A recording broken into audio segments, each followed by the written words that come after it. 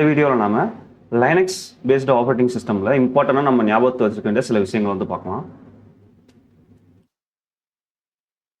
First வந்து பார்த்தீங்க அப்படின்னா லைனக்ஸில் சூப்பர் யூசர் அக்கௌண்ட் வந்து ஒன்று இருக்கும். பை டிஃபால்ட் அந்த அக்கௌண்ட்டோட நேம் வந்து பார்த்தீங்கன்னா ரூட் வந்து ரொம்ப பவர்ஃபுல்லான ஒரு அக்கௌண்ட். அந்த அக்கௌண்ட்டை வச்சு நம்மளால ஈவன் வந்து ஆப்ரேட்டிங் சிஸ்டத்தையே கூட டெலீட் பண்ணிக்க முடியும். ஸோ அதனால வந்து பார்த்தீங்க அப்படின்னா ரூட் யூசரில் வந்து நீங்கள் ஒர்க் பண்ணும்போது டெலீட் கமாண்ட் இதெல்லாம் கொடுக்கும்போது கொஞ்சம் கேர்ஃபுல்லாக வந்து நம்ம ஒர்க் பண்ணணும். அதே மாதிரி பர்மிஷன்ஸ் லைனக்ஸ் ஆப்ரேட்டிங் சிஸ்டத்தோட ஃபைல்ஸில் வந்து பார்த்தீங்க அப்படின்னா நீங்கள் எதுவும் ஒரு ஃபைலோட பர்மிஷன் வந்து சேஞ்ச் பண்ணுறீங்க அப்படின்னா ரூட் அக்கௌண்ட்டை வச்சு ஸோ கொஞ்சம் கேர்ஃபுல்லாக வந்து யூஸ் பண்ணணும். செகண்ட் வந்து பார்த்தீங்க அப்படின்னா லைனக்ஸ் கெர்னல் வந்து ரொம்ப கேஸ் சென்சிட்டிவான ஒரு ஆப்ரேட்டிங் சிஸ்டம்.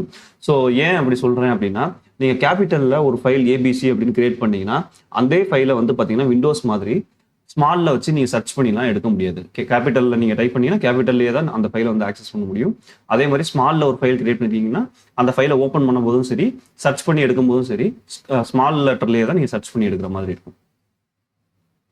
தேர்ட் பாயிண்ட் வந்து பார்த்தீங்க அப்படின்னா ஒரு ஃபைலோ இல்லை டைரக்டரியோ கிரியேட் பண்ணும்போது லைனக்ஸில் நீங்கள் வந்து கண்டிப்பாக அந்த ஸ்பேஸ் யூஸ் பண்ணுறதை வந்து அவாய்ட் பண்ணணும். ஏன் அப்படி சொல்கிறேன் அப்படின்னா விண்டோஸில் வந்து பார்த்தீங்க அப்படின்னா நீங்கள் ஒரு நியூ ஃபோல்டர்னு கொடுத்தீங்கன்னா பை டிஃபால்ட் பார்த்தீங்கன்னா நியூ ஸ்பேஸ் ஃபோல்டர் அப்படின்னு கிரியேட் ஆகும்.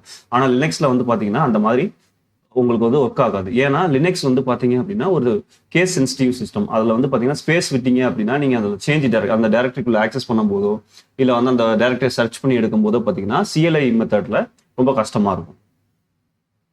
ஃபோர்த் வந்து பார்த்தீங்க அப்படின்னா லைனக்ஸ் கெர்னல் வந்து ஒரு ஆப்ரேட்டிங் சிஸ்டம் இல்லை. இது நான் ஆல்ரெடி சொல்லியிருக்கேன். லைனக்ஸ் கெர்னல்ங்கிறது ஒரு ப்ரோக்ராம். அது வந்து ஒரு part of the operating system. Fifth point வந்து பார்த்தீங்க அப்படின்னா லைனக்ஸில் வந்து மோஸ்ட்லி வந்து CLIல தான் யூஸ் பண்ணணும். அண்ட் இட்ஸ் இன்னும் சொல்ல போனால் GUIல வந்து நீங்கள் மேக்ஸிமம் வந்து யூஸ் பண்ண மாட்டீங்க. நம்ம ப்ராக்டிஸ்க்காக வேணால் GUIல வச்சுக்கலாம். பட் ஆனால் லைனக்ஸ் சர்வர்னு எடுத்துக்கிட்டீங்க அப்படின்னா உங்களுக்கு மேக்ஸிமம் பார்த்தீங்கன்னா CLIல தான் இருக்கும். அண்ட் ஒன் மோர் திங் வந்து பார்த்தீங்க அப்படின்னா லைனக்ஸ் ஆப்ரேட்டிங் சிஸ்டமில் வந்து பார்த்தீங்கன்னா நான் டைரக்டரி அப்படின்னு சொன்னேன் அப்படின்னா அது வந்து ஃபோல்டர் அப்படின்னு அர்த்தம். ஸோ விண்டோஸில் வந்து பார்த்தீங்கன்னா ஃபோல்டர்னு சொல்லுவாங்க. But Linux based operating system எல்லாத்துலேயும் வந்து பார்த்தீங்கன்னா டைரக்டரி அப்படின்னா அது ஒரு ஃபோல்டர் தான் மீன் பண்ணும். அண்ட் ஒன் மோர் திங் வந்து பார்த்தீங்கன்னா CLI அப்படின்னா கமாண்ட் லைன் இன்டர்ஃபேஸ். உங்களோட எல்லா லினக்ஸ் டிஸ்ட்ரிபியூஷன்லையும் பார்த்தீங்கன்னா டெர்மினல் அப்படின்னு ஒரு ப்ரோக்ராம் இருக்கும். அதை ஓப்பன் பண்ணீங்க அப்படின்னா உங்களுக்கு ஓப்பன் ஆகிற இன்டர்ஃபேஸ்க்கு தான் வந்து பார்த்தீங்கன்னா CLI அப்படிங்கிற நேம்.